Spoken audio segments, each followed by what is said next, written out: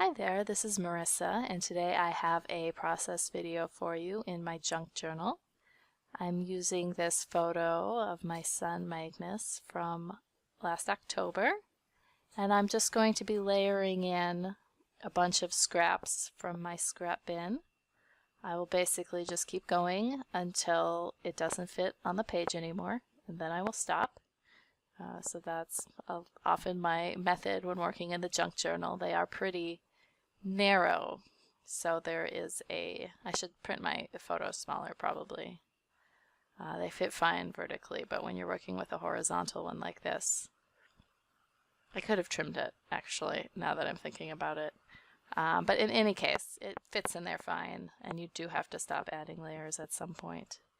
So I've got my layers stapled in there, and I will eventually secure this to this side, and then I will just add a little decoration on the other side of the vellum page, and that will be my spread for today.